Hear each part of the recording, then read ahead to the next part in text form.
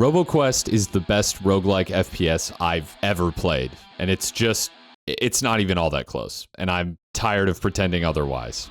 As the year winds down, I've really been trying to find the space to talk about all of my favorite games of the year, especially since it's honestly been such a busy year for me.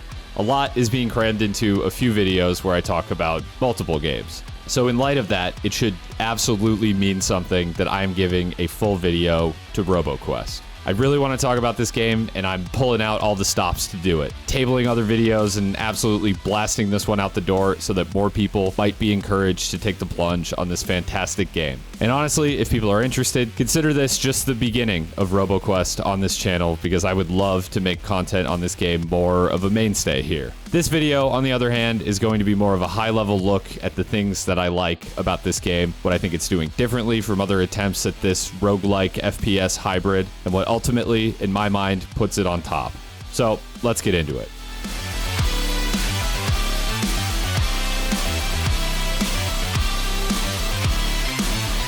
At this point, I've been playing Roboquest for well over a year, starting in its early access phase. The game has changed a lot since I first started playing it, but pretty much only for the better. And I think it speaks volumes that every time I've returned to it, I've been able to pretty seamlessly just get right back into the flow of the game and be reminded why I felt this game had so much damn potential. As of the recent 1.0 release of the game, that potential is being pretty much fully realized. To describe what Roboquest is for those unfamiliar, you could basically take modern Doom's general suite of movement and game feel and combine it with Borderlands loot and visuals and a smattering of roguelike elements on top, and you've got Roboquest. I choose to lead with examples of non-roguelike FPS games instead of comparing this out of the gate to something like, say, Gunfire Reborn, which it is undoubtedly similar to. But because I think Roboquest really has done a better job of considering what makes FPS games fun from the ground up when its gameplay loop was being developed, for me, this was an excellent approach. I've bounced off other roguelike FPS games because they just felt like roguelikes first and fun FPSs second. But Roboquest, on the other hand, I believe is enabled primarily by a fantastic core FPS gameplay loop with fun roguelike systems built around it. As such, if you're someone who really loves roguelikes, you might not instantly mesh with Roboquest. I think despite superficial similarities, it does require a bit of a mindset shift from something like Gunfire Reborn, which I find leans more into the roguelike side of things, and especially it is a shift from roguelike staples such as Risk of Rain or The Binding of Isaac. But that doesn't mean that this game doesn't also have plenty of that type of thing. You'll still find a ton of build variety and that oh-so-satisfying number get bigger type of content if you're willing to humor this game and its quirks just a little bit. The other thing I'll disclaim about this game is that it is quite challenging. I honestly don't remember it always being so tough in the past, and to be a little bit fair, all of my time in the game since full release has been on the hard difficulty, but I've put quite a few hours in since the 1.0 release, which also required starting from scratch with no upgrades, and goddamn, this game has been kicking my ass.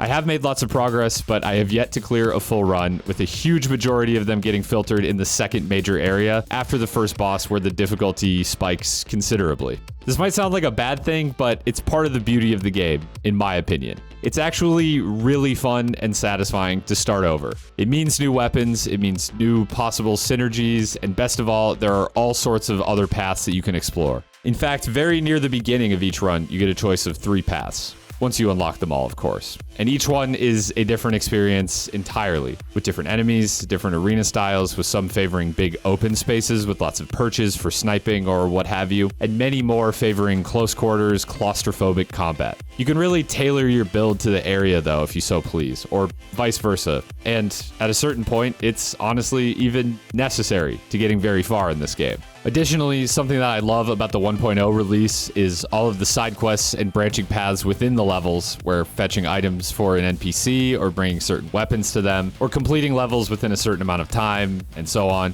can actually unlock meaningful upgrades, more side paths, and so on and so forth, that can play big roles in enabling your future runs. This is also largely how you unlock additional classes, which too enable some pretty damn diverse playstyles with each of their unique kits.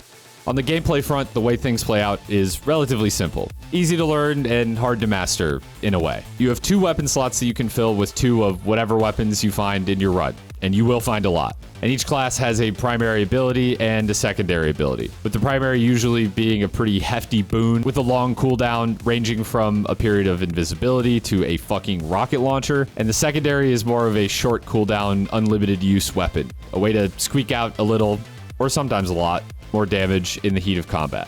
Although the way this is expressed between classes can vary pretty drastically as well, ranging from a melee to javelins to a small shotgun burst. Now, movement-wise, you can slide, jump, double jump, grind on rails, and, well, you pretty much get it.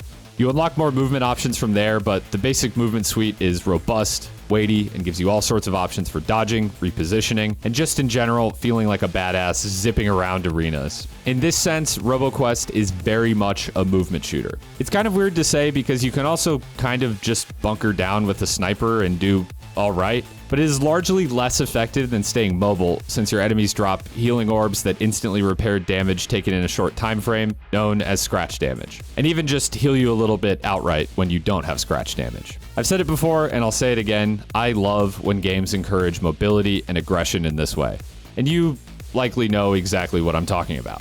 But the extra neat thing about this is, if you like using verticality to your advantage, sniping enemies from a distance, and so on, this game still absolutely has tools for you. I found a pretty neat perk, for example, that can auto pick up healing orbs in an arena when you kill an enemy by just hitting their weak point. No need to engage at close range whatsoever. And that, my friends, is just the tip of the iceberg with what is possible in this game. Here's another example. I had, as my only weapon, a mine launcher, which is exactly what it sounds like, with a perk that turned every explosion into multiple other small explosions, allowing me to very easily carpet entire arenas in explosives. Oh, and my gun also explodes when I reload it, too. And here's what that looked like.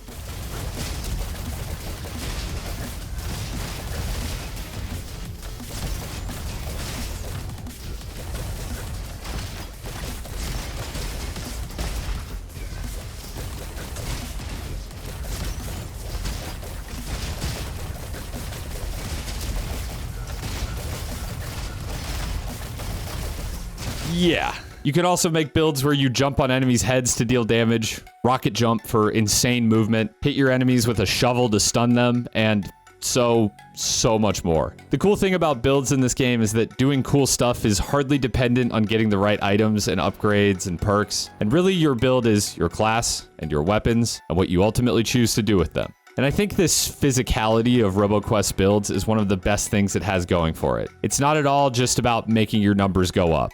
I think the best way I can sum all of this up is that roguelike FPS games exist somewhere on a spectrum. And you could be either all-in FPS with minor roguelike elements, something more akin to, say, Nightmare Reaper, or you can be a roguelike that just happens to take place in the first person. I've noticed that developers within this genre tend to have a more difficult time satisfying the constraints of both genres in a balanced way, at least more so than other roguelike hybrid genres. And it has led to many of these games landing flat, at least for me personally. The result is that the ones that have been the most successful are just the ones that made the most agreeable concessions for each genre. Are deliberately designed levels and arenas with hand-placed enemies ultimately necessary for a good FPS? Or can an FPS contain some degree of randomness and still succeed at delivering satisfying FPS gameplay? This is obviously completely up to interpretation, but in my opinion, Roboquest has really struck the perfect balance. The roguelike elements at play here are, of course, impactful, but what I like is that nothing is really given to you for free. Every bit of progression you can make in this game feels like an expression of skill, or at the very least, knowledge. There are no real win now upgrades. Everything has to complement not only your weapon selections, your class, and your perk selections, but also your playstyle and your own personal skills and knowledge within the game. If you love roguelikes where you take items and just get more powerful until you win, it's not to say you can't find that sort of thing in Roboquest. The game just asks that you earn it, whether it be through just learning how to build synergies with your perks and weapons, use your movement effectively to traverse arenas and dodge increasingly oppressive enemy attacks, complete levels faster and more efficiently to earn more of the currency that you can then use to buy perks and upgrade weapons, and so on. And that is what has brought me to love this game so much.